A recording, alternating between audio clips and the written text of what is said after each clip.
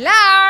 Bon, aujourd'hui, on a du boulot les amis. Pour cette vidéo, je me suis lancée dans une grande aventure avec 3 jours de menu, 1000 prep et petit budget. Donc à la fin de la vidéo, tu repars avec un menu équilibré, des jolies recettes et tout ça sans te ruiner. Et je t'annonce directement la couleur, on est sur un budget de 1,50 € par repas, donc très avantageux. Au total, on est à 17,50 €, ce qui fait 1,45 € pour 3 jours avec 4 repas.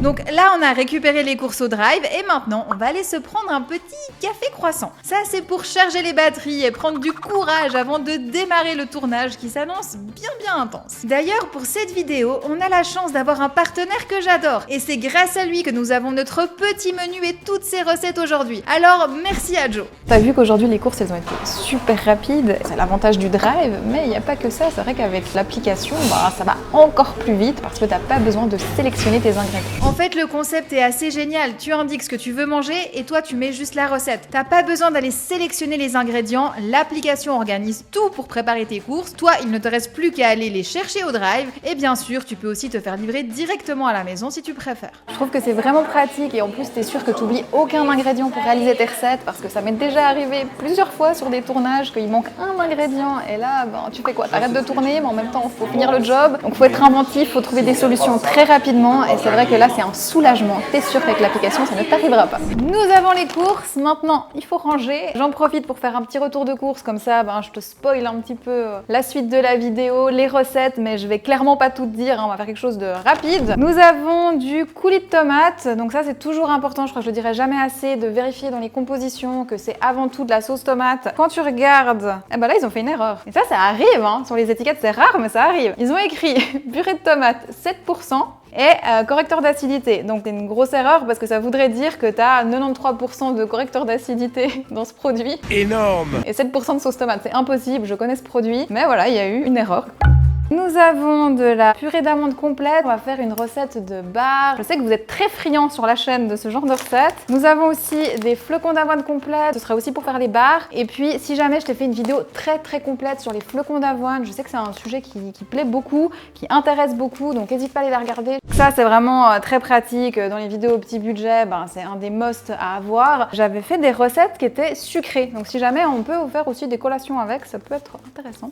D'huile de coco, ça, j'en avais plus. Alors, ça dure des années presque quand on a, mais ça arrive. Des pois chiches, là aussi on est clairement sur un indispensable des vidéos petit budget. Ça te permet d'avoir des sources de protéines et de glucides de qualité, une bonne énergie et vraiment les légumineuses c'est pas cher. Nous avons des épices, ça va être un petit peu spicy. On a également des amandes grillées sans sel ajouté, ça va nous mettre un petit peu de croquant dans nos recettes. Des épinards frais, ok. Des yaourts grecs, ça j'adore. Nature, c'est hyper bon. Je te promets de l'onctuosité dans les recettes.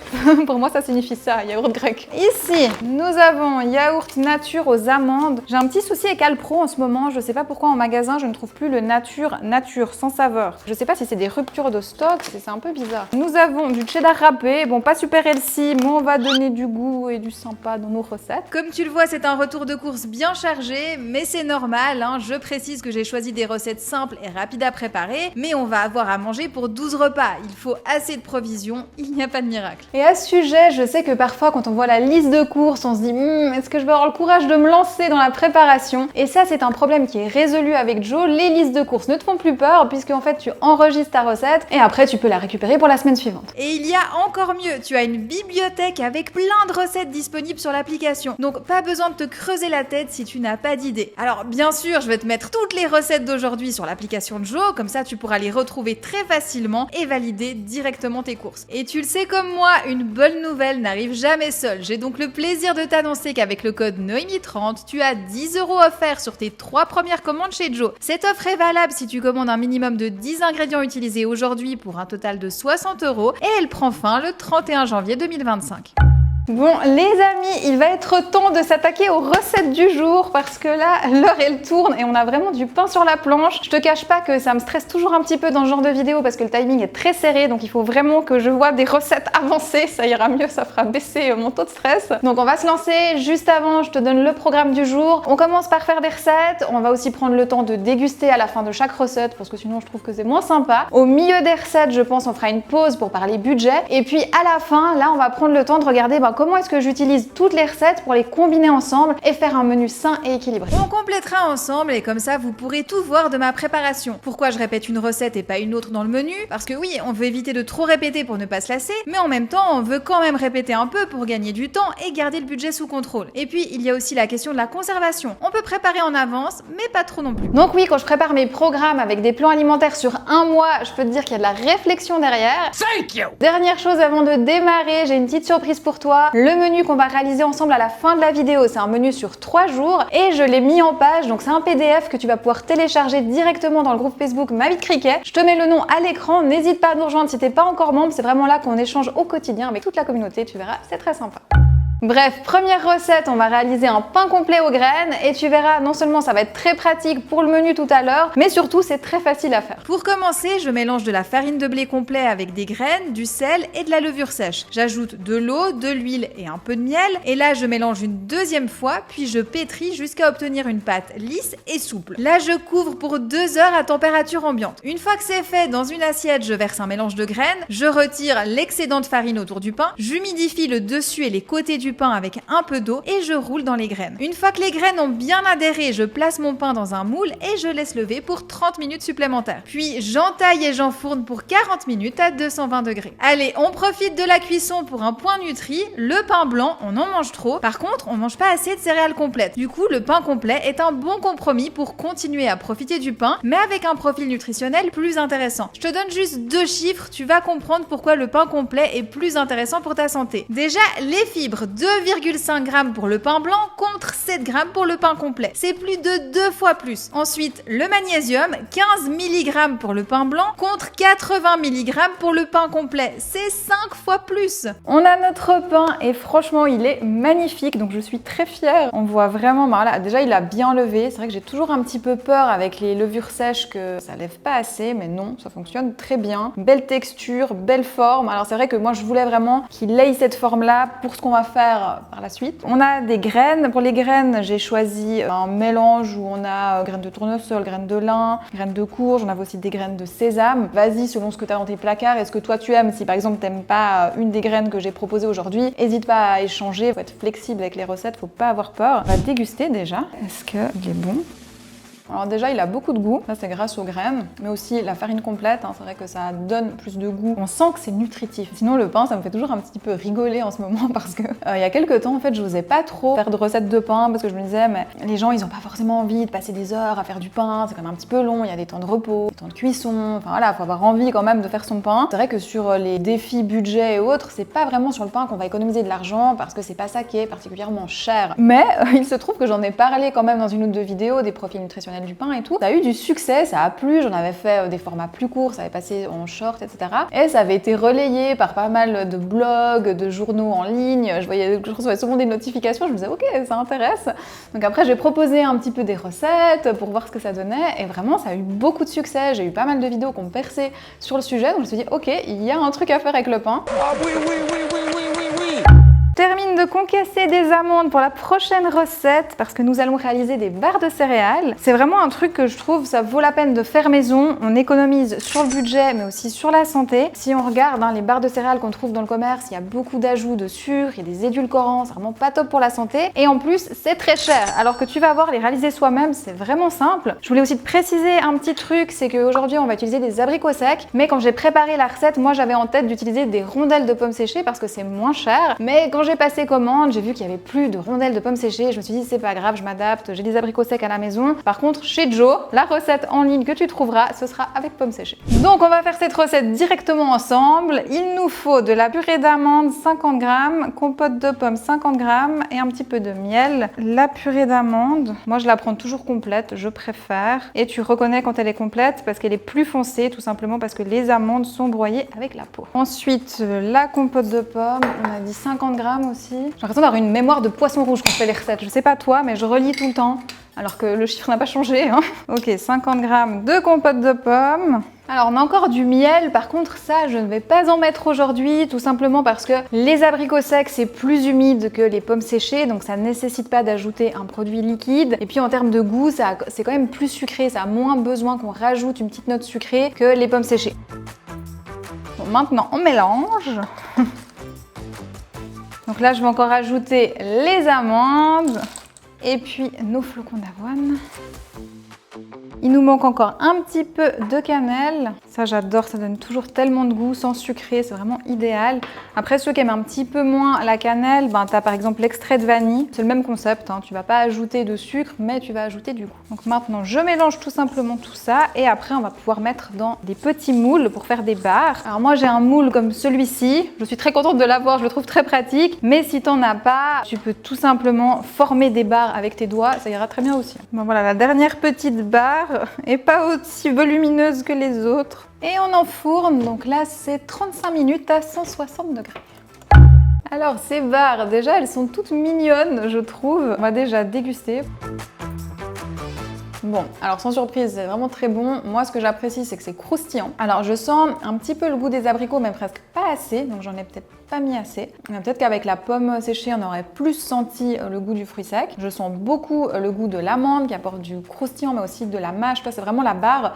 Elle prend du temps à manger, elle va te rassasier, même si elle est petite comme ça à regarder. Ça te cale, et c'est ça qui est intéressant avec ce genre d'encas. C'est quand même une question que j'ai souvent. Noémie, est-ce qu'il faut prendre une collation l'après-midi? J'ai pas forcément faim, je sais pas si j'en ai besoin. Ça dépend, si vraiment t'as pas faim, c'est pas nécessaire effectivement. Mais souvent on me dit j'ai pas faim, puis après quand on creuse un petit peu, oui le soir je grignote, oui après le repas j'ai de la peine à m'arrêter. Ben ça c'est souvent une gestion de l'appétit qui est pas optimale. Donc quand on est dans ces situations là, ben on peut tenter, on essaye, on prend une collation une fois, puis on regarde si ça se passe mieux, si on a moins envie de grignoter, si ça nous fait plaisir. Et puis c'est pas encombrant, hein. Tu prends une barre, tu l'emportes avec toi, c'est vraiment pas quelque chose qui prend de la place. Moi je trouve que c'est une petite pause sympa dans la journée, perso j'aime bien me dire ah aujourd'hui j'ai des petites barres, je vais m'arrêter, je vais prendre mon thé, ça me fera 5-10 minutes pour moi, un break. Donc voilà, pour moi c'est vraiment un moment de plaisir. Ah, et je te parlais tout à l'heure des fibres et du magnésium du pain complet. Alors juste pour ton info, l'avoine qu'on a utilisée ici est encore plus riche. 10 g de fibres contre 7 g pour le pain complet et 120 mg de magnésium contre 80 mg.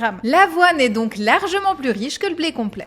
Pour la prochaine recette, on va se préparer un chou-fleur au four et on va le cuire entier comme ça dans le four. Mais c'est vrai que là, il a l'air tout petit. Attends, j'ai gardé, je vais te montrer. C'est quand même abusé, ça c'est tout ce que j'ai enlevé pour 2 choux-fleurs. Franchement, ça m'a surprise. Hein. Ils sont 2 fois, voire 3 fois moins volumineux qu'avant. Bref, on a nos choux-fleurs. Donc maintenant, ce qu'on va faire, c'est qu'on va venir les badigeonner avec une petite préparation. Et après, on les met au four. Je prends du tahin. Donc ça, c'est de la purée de sésame. C'est hyper bon. Ça existe aussi en sésame noir, si jamais. C'est plus difficile à trouver. C'est encore un goût un petit peu différent que j'aime beaucoup aussi. Et ça va très bien avec le matcha. J'avais fait des recettes matcha et sésame noir. Par contre, là, c'est pas des recettes petit budget, hein, parce que la purée de sésame noir et le matcha, c'est pour des exceptions, on va dire. Combien ? Bon, on va ajouter un petit peu d'huile d'olive. Ça va permettre de bien mélanger le tout. C'est vraiment pour le goût parce qu'au fond, la purée de sésame, c'est déjà gras. On va mettre de la coriandre. Alors sur ce coup-là, je fais le gros boulet. En fait, c'est de la coriandre en poudre et je sais pas pourquoi. Quand j'ai commandé, j'étais persuadée que c'était des graines de coriandre. Je sais pas ce qui s'est passé dans ma tête. Là, je vais aussi ajouter du cumin. Maintenant, je vais mettre un petit peu de paprika. Ça, tu peux mettre paprika doux ou paprika fumé, selon ce que tu préfères. Un petit peu de curcuma. C'est full épice, hein. Mais tu verras, ça a du goût, c'est bon. Et maintenant, on va simplement venir peindre, enfin, recouvrir nos choux avec cette préparation, enfin, notre chou-fleur. Je ne sais pas ce que j'ai aujourd'hui, j'ai envie de l'appeler chou. Et la recette ne s'arrête pas là, hein. Tu verras après, il y a encore des choses après cuisson quand on le déguste. On enfourne nos petits choux-fleurs, donc 1 heure à 180 degrés.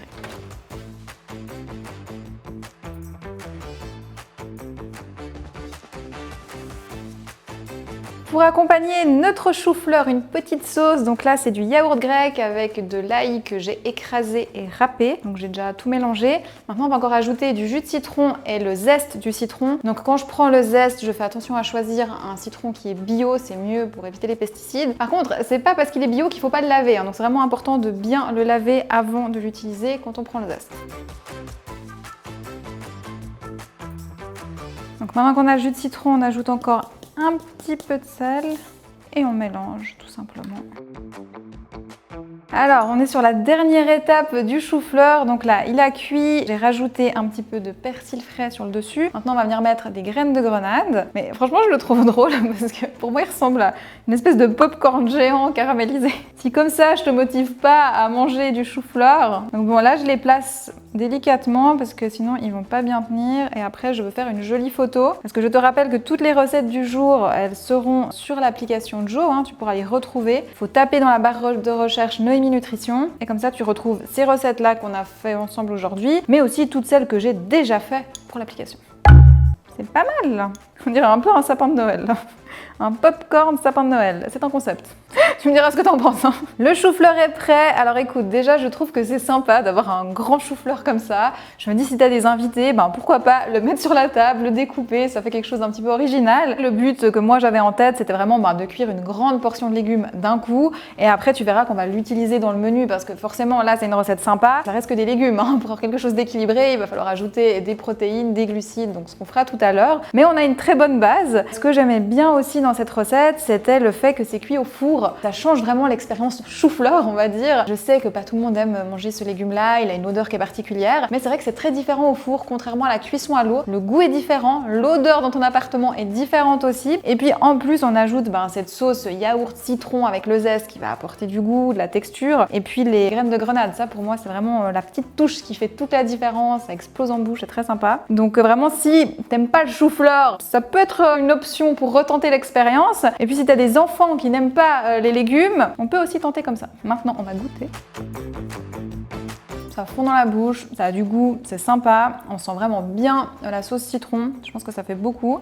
C'est un chou-fleur gourmand et c'est validé. Ça y est, on est à la moitié des recettes, donc on fait un petit break. Je me suis préparé un thé vert pour me rebooster, parce que je t'avoue que des fois les recettes, ça fatigue. Mais je trouve que l'avantage avec les recettes, c'est que même si ça te fatigue, t'es récompensé, parce qu'à la fin, t'as des super trucs à manger. Et donc, comme promis, c'est la pause, on va parler budget. Alors déjà, pour commencer, je vais revenir sur le menu. Comme t'as compris, on est sur 3 jours de repas. La plupart des ingrédients qu'on va utiliser, tu les as déjà dans tes placards, le sel, le poivre, le riz. Et puis si tu n'en as plus, c'est clairement des choses que tu vas devoir aller racheter. Maintenant, pour le prix de ce menu, je te disais au début de la vidéo qu'on est à 1,50 € en moyenne par repas, donc c'est vraiment pas beaucoup. Et comment est-ce qu'on est arrivé à ce tarif-là? Tout simplement en calculant vraiment chaque ingrédient qui est utilisé pour la totalité du menu. Donc par exemple, il y avait 500 g de farine complète pour réaliser le pain. Alors j'ai calculé combien ça a coûté, 500 g de farine par rapport à mon paquet de 1 kg. Et j'ai fait ça vraiment pour chacun des ingrédients, ce qui m'a permis d'avoir un prix global que j'ai divisé par le nombre de repas. Mais maintenant, toi, au quotidien, t'as pas besoin de calculer au gramme près chaque ingrédient que tu utilises pour être sûr d'être dans ton budget. Ce que tu peux faire, c'est simplement regarder les ingrédients qu'on utilise. C'est des produits bruts, des produits qui sont pas chers. Et donc, si tu les inclus dans ta cuisine, clairement, t'auras un prix de repas qui sera plus bas. Pour aujourd'hui, j'ai choisi des ingrédients classiques, mais j'ai sélectionné des recettes qui ont tout un petit twist. Comme ça permet de voir qu'on peut se retrouver avec des repas qui changent tout en gardant des ingrédients très simples. Et puis l'autre point qui va souvent avec le budget, c'est la question de l'organisation. On veut pas des recettes de grands chefs qui prennent des heures. Ici, on veut de l'efficace pour la vie de tous les jours. Après, il y a quand même une réalité, c'est qu'on a un petit peu perdu l'habitude de cuisiner. Enfin, je devrais plutôt dire qu'on n'a plus envie de passer du temps en cuisine. Mais là, il n'y a pas de miracle. Si tu veux bien manger, il faut cuisiner. Et cuisiner, ça prend du temps. Alors bien sûr, on peut s'organiser, on peut optimiser. Mais à un moment, si t'as que 5 minutes de ton temps à consacrer à la cuisine, clairement, ça va pas le faire. Et là, c'est une question de priorité. Et il est peut-être temps de rappeler à quoi ça sert de manger. Manger, c'est pour rester en bonne santé. C'est des nutriments et de l'énergie pour permettre à ton corps de fonctionner. C'est pour rester en forme et garder la ligne. Peu importe si tu cuisines juste pour toi ou pour ta famille. Mais à mon avis, il n'y a pas beaucoup de choses plus importantes que la santé. Le truc, c'est qu'on ne se rend pas compte que la portion de lasagne industrielle au micro-ondes, c'est un mauvais choix. On ne s'en rend pas compte parce qu'on voit les effets 5 ou 10 ans plus tard. Et si tu donnes ça à tes enfants, ça prend encore plus de temps. Donc, c'est trompeur. Et niveau budget, c'est pareil. Tu as l'impression de faire des économies, mais c'est complètement faux. Les fabricants ne font pas tourner leurs usines pour rien. Si tu prends les lasagnes, souvent on te vend les lasagnes au prix de la viande, alors que dans la composition, t'as à peu près tout sauf de la viande. Et plus le prix est bas, moins tu as de viande. Sans déconner, j'en ai marre. Et là, c'est clairement le grand écart. Les portions vont de 5 à 15% de viande. Donc comme ça a l'air de rien, mais au final, toi, dans ton assiette, tu te retrouves avec 3 fois moins de viande. Et puis tu manges quoi? De la crème avec de la sauce? Bref, tout ça pour dire que si tu veux prendre soin de ta santé ou si tu veux faire attention à ta ligne, il faut cuisiner. C'est là que l'organisation devient importante parce qu'on peut optimiser le temps en cuisine avec un minimum d'organisation. Tu as sûrement déjà entendu parler du meal prep ou du batch cooking, c'est des techniques pour gagner du temps. Le but c'est de cuisiner en avance pour regrouper la préparation de plusieurs recettes en même temps. Et c'est exactement ce qu'on va faire tout à l'heure avec notre menu, mais là on est encore dans la phase batch cooking. D'ailleurs il y a encore du boulot, donc on va y retourner. Je prends des forces et c'est parti. On va maintenant préparer un couscous aux edamame et aux pois chiches. Dans un bol, je mélange des pois chiches avec de l'huile d'olive, du cumin, du ras el hanout et un peu de sel. Je les répartis sur une feuille de papier cuisson et je place au four pour 25 minutes à 200 degrés. Pendant ce temps, je verse le couscous dans une casserole, j'ajoute de l'eau bouillante, je couvre et je laisse gonfler pour 10 minutes. Je remue après avec une fourchette et je laisse refroidir. Dans un grand plat, je verse le couscous, j'ajoute du jus de lime, du zeste de lime, un peu d'huile d'olive et je mélange. Puis j'ajoute encore des edamame, des morceaux d'avocat, des pois chiches rôtis, de la feta, de la coriandre fraîche et voilà, notre plat est déjà prêt. Mais avant d'aller se régaler en dégustation, petit commentaire nutri. Les pois chiches et les edamame, c'est le top au niveau nutrition. On mange vraiment pas assez de légumineuses, une recette gourmande comme le couscous, c'est le bon moyen d'ajouter quelques légumineuses dans son assiette. Alors ici, je m'éloigne un petit peu de la recette traditionnelle du couscous, On retrouve quelques ingrédients qu'on n'a pas l'habitude de voir dans un couscous, la feta pour le goût surtout, l'avocat pour les bonnes graisses et les edamame pour les fibres et les protéines. J'ai des odeurs de fraîcheur qui m'arrivent là, c'est magnifique. Et je pense que c'est le jus de citron, la lime avec la coriandre, la feta, tout ça. C'est vraiment très appétissant. On va goûter. Je me suis fait une petite assiette de dégustation. On n'est pas encore à Top Chef, mais... C'est très bon. En fait, t'as vraiment ce côté que ça fond en bouche, tu mâches presque pas. Je vais prendre un petit pois chiche parce que je pense que ça va apporter justement le côté croustillant. Ouais, le pois chiche rôti, on sent vraiment bien les épices. En plus, il y a du ras el hanout dedans. Moi, c'est une de mes épices préférées. Je trouve ce mélange est vraiment top. Ouais, franchement, très sympa. Je te recommande absolument de tester. Alors, pour la prochaine recette, on va préparer des sandwichs version automne-hiver. Donc là, je graisse le gaufrier qui est en mode sandwich, donc j'ai changé les plaques. Ce que j'ai déjà préparé avant de démarrer la recette pour qu'on gagne un petit peu de temps sur le tournage, c'est des patates douces. Donc là, je les ai découpées en rondelles, je les ai badigeonnées avec un tout petit peu d'huile de coco et j'ai placé au four, c'est tout simple. J'ai aussi préparé la sauce pour les sandwichs, donc c'est du yaourt grec, de la moutarde et un petit peu de sauce soja. Je badigeonne avec un petit peu de sauce les 4 tranches de pain. On place d'abord les épinards sur une surface. Tu choisis laquelle. Ensuite, on place tranches de patates douces l'une sur l'autre. Des petits oignons. Je vais quand même mettre un petit peu plus de patates douces parce que j'ai peur qu'il soit un petit peu plat notre sandwich. Maintenant, du cheddar. Ça fond bien, ça donne vraiment un goût particulier au sandwich. Je te conseille vraiment de tester avec le cheddar. Tu verras, c'est une jolie surprise. Et on referme. Voilà, ça va, ça se passe bien. C'est toujours la partie un peu délicate. Alors, on place les petits sandwichs dans l'appareil. Là, j'ai un gros doute. Est-ce que je vais réussir à fermer ? On croise les doigts. J'ai été un peu trop ambitieuse sur le coup, je crois. Alors, nos sandwichs sont prêts. Franchement, ça a bien fonctionné. Il fallait juste tenir un petit peu l'appareil. Le fromage a bien fondu. Je vais faire une jolie photo pour l'application. Et on se retrouve juste après pour déguster. Petit sandwich, il me fait de l'œil. Franchement, j'aime bien quand la découpe, elle est nette, que tu vois bien les couches. Je trouve ça sympa. Le cheddar, il dégage vraiment une odeur. Ça fait un petit peu penser au cheeseburger. Allez, on déguste. Alors, déjà le pain est très croustillant, ça c'est très sympa. Ensuite, on a la patate douce qui apporte beaucoup de moelleux au sandwich. Tu vois, c'est typiquement un sandwich dans lequel tu vas pas retrouver de la mayonnaise, toutes ces choses, parce que tu peux apporter du moelleux différemment. Je trouve que ça a vraiment une saveur un peu d'automne, parce qu'on a les épinards, on a la patate douce, on a le pain, enfin c'est chaud, c'est un sandwich un petit peu réconfortant comme ça. Franchement, parfait pour moi, réussi. Un petit point nutrition sur le sandwich, parce que je sais que certains vont me dire que le pain, c'est pas le top. Mais déjà, un challenge à la fois. Ensuite, je te rappelle qu'on a utilisé du pain complet. Et puis surtout, c'est un autre tabou que j'ai envie de briser ici avec ce sandwich, c'est de faire un sandwich sans charcuterie. Parce que oui, c'est possible et c'est même très bon. Alors d'accord, c'est une question de goût, mais en tout cas, au niveau santé, il n'y a pas photo. Et si la patate douce, c'est pas ton truc, tu as plein d'options végétales qui valent largement du saucisson. Et remarque, je suis très sympa puisque j'ai inclus pour la gourmandise du fromage.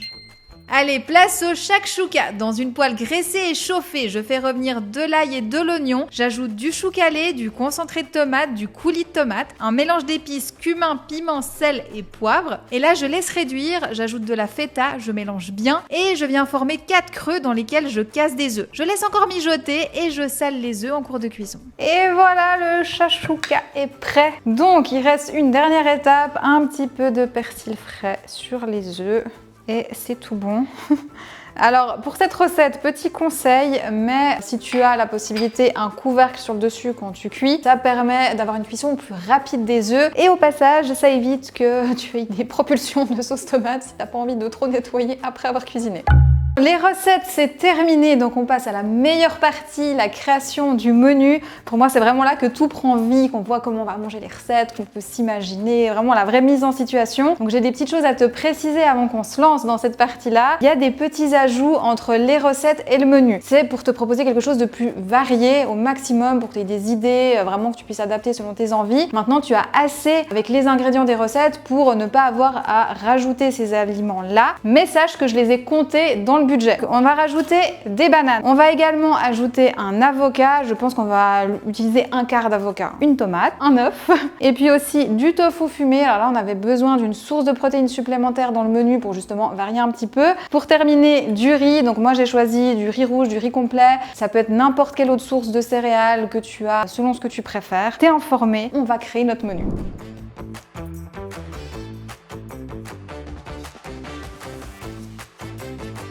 Bon, je crois qu'on est prêt, on a tout. Dernier rappel les amis, le menu qu'on va réaliser maintenant, il est disponible dans le groupe Facebook Moïse Cricket. Donc tu n'as qu'à aller le télécharger, c'est exactement le même que celui que j'ai sous les yeux. Premier petit déjeuner, je te propose d'utiliser 2 tranches de pain complet avec de la purée d'amande, également une banane. Deuxième chose, pour midi, on va préparer un petit Tupperware. Donc là, c'est couscous avec edamame et pois chiches. Donc voilà, je remplis une assiette. C'est joli, c'est coloré, ça donne envie. Collation, les barres au flocon d'avoine, forcément. En plus, on en a plein. Je pense que 2 barres, c'est bien. Si tu en as besoin de 3, pourquoi pas. Et dernier repas, tu rentres le soir, t'es fatigué, c'est magnifique. Tu as ton shakshuka qui est prêt. Donc là, au moins 2 œufs. Et avec ça, 2 tranches de pain. Tu peux très bien consommer avec du riz ou autre. Cette recette, on va pas la réutiliser dans le menu. Moi, j'ai fait une portion parce qu'on est 2. Mais si tu es tout seul, eh bien, soit tu peux le reprendre pour le lendemain midi, soit tu peux congeler, soit tout simplement tu fais seulement 2 œufs quand tu prépares la recette, c'est plus simple. Donc là, on est prêt. On a notre premier jour. On va manquer de place, hein, donc on va entasser les choses. Mais à la fin, comme tout ça, ce sera utilisé, je pourrais te refaire des lignes par jour. Ce sera très clair. Mais je trouvais sympa de te montrer vraiment la construction du menu au fur et à mesure. Ok, donc là on a lundi. Il nous reste 2 jours. En parlant d'avoir de la place, comme nous n'avons plus besoin de shakshuka, on va le déplacer. Et je reviens avec des assiettes et un tube pour le deuxième jour.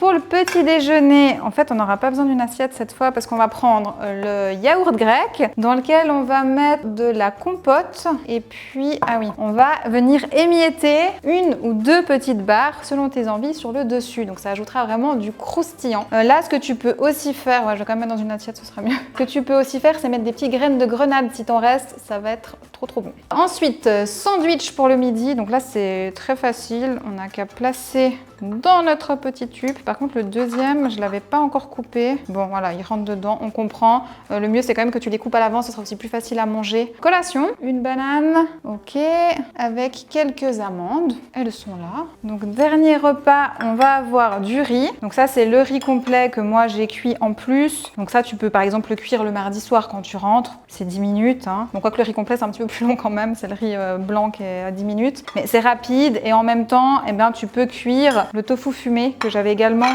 ajouté tout à l'heure. Si tu te rappelles, quand on a dégusté le chou-fleur tout à l'heure, je t'ai dit très sympa la recette. Par contre, on peut pas la manger juste du chou-fleur. Ça va pas être suffisant au niveau de l'équilibre alimentaire. Il manque des protéines, il manque des glucides. Ben voilà, on a le riz pour les glucides, on a le tofu fumé pour les protéines et on va ajouter notre chou-fleur. Donc la sauce, boum. Voilà, le deuxième jour, c'est fait. Bon, comme tu le vois, j'ai fait un petit peu de place, c'était trop le bazar. Donc lundi, mardi, on attaque. Mercredi, notre troisième jour. Donc là, je te propose un petit déjeuner salé. Je sais qu'il y en a qui sont très friands, donc je suis obligée, quand je propose un menu, d'en proposer pour tout le monde. Si t'aimes pas le petit déjeuner salé, t'as 2 autres propositions. Je te laisse faire avec ce que tu préfères. Donc là, on va utiliser 2 tranches de notre pain complet. On va mettre un petit peu d'avocat. En réalité, on va utiliser un quart d'avocat pour ça. Un œuf. D'ailleurs, on me demande souvent s'il y a des œufs le matin et puis qu'on peut pas manger à la maison, qu'on prend à emporter. Eh bien, des œufs durs, ça fonctionne très bien. C'est parfait. Et une tomate. Donc l'idée, c'est de tartiner tes 2 tranches de pain avec un petit peu d'avocat, quelques tomates, un œuf, soit un œuf dur, soit un œuf au plat, selon ce que tu préfères. Pour midi, c'est comme lundi midi. On a toujours notre couscous. Et justement, le couscous, c'est une recette pour 4 portions. Soit tu en remanges le lendemain, soit je te recommande de congeler. Moi, je dis au bout de 3 jours, faut congeler, faut pas hésiter. Et puis sinon, tu divises toutes les quantités par 2 et puis ça te fait les 2 repas pile comme dans le menu. Et comme ça, tu vois aussi qu'il y a même plus que ce qu'il faut avec le budget. Tu peux manger pour plus que 3 jours en réalité. Dans la collation, il nous reste des barres, donc forcément, j'allais t'en reproposer. Tu as envie de varier, un fruit ou autre, pas de souci. Dernier repas, c'est comme la veille. Ça va être le chou-fleur, le riz et puis le tofu fumé. Comme ça, tu vois aussi que ce que tu as cuisiné le mardi soir, eh bien, ça va te servir également le mercredi soir. Donc vraiment, on a optimisé ce qu'on a recuisiné dans la semaine. C'était 3 fois rien, juste du riz complet et du tofu pour varier. Et comme je te l'ai dit, c'est pas obligatoire. Et voilà, je vais tout réorganiser une dernière fois, comme ça tu auras tes 3 lignes. Je vérifie, mais c'est bon, on a tout, j'ai rien oublié. Lundi, mardi, mercredi, on a nos 3 jours de menu, on est dans le budget. D'ailleurs, il reste bien assez de nourriture, tout ce qui est derrière moi, tu peux manger encore pendant 2 jours, je pense, assez facilement. Comme quoi, c'est tout à fait possible et je t'avoue que je suis très fière de moi sur ce coup-là parce que on a des choses qui changent, c'est varié. Là, on l'a fait sous forme de meal prep parce que je voulais te le proposer comme ça, mais toi, tu peux composer au fil des jours, tu peux juste piocher les recettes que tu as préférées aujourd'hui. C'est vraiment pour toi que je l'ai fait. J'ai hâte de voir vos réalisations. Là, on revient sur Joe. Avec l'application, c'est très simple de sélectionner tes recettes et de planifier ton petit menu perso. Tu peux modifier les ingrédients que tu as déjà parce que tu vas pas racheter du sel à chaque fois. Et tu peux aussi ajouter ce qu'il te manque et qui n'est pas forcément sur la recette. Du sopalin ou du papier sulfurisé, par exemple. Je t'avais déjà parlé d'eux dans une autre vidéo. C'est pas la première fois que je collabore avec Joe. Chaque fois, je te dis que c'est une révolution et franchement, chaque fois que j'utilise l'application, eh bien, je me dis la même chose. Donc vraiment, n'hésite pas à les tester et viens me raconter ce que t'en penses. Et si tu n'as pas envie de préparer toi-même ton menu, alors je te rappelle que j'ai tout prévu dans les programmes Noémie Nutrition avec des plans alimentaires clés en main pour atteindre tes objectifs. Je te mets le lien de mon site à l'écran, tu trouveras toutes les informations par là-bas. D'ailleurs, en ce moment, tu vas découvrir mon nouveau programme qui vient de sortir. C'est le programme Transformation qui arrive dans une version automne-hiver avec plein de nouvelles recettes spécialement prévues pour la saison. Je t'invite à venir faire une petite visite sur le site si tu veux en savoir plus. Nous, on a terminé pour aujourd'hui, donc je te retrouve très vite dans une prochaine vidéo. En attendant, n'oublie pas le petit pouce bleu si ça t'a plu. Pense aussi à t'abonner à la chaîne si c'est pas encore fait. On se voit très bientôt. Allez, ciao!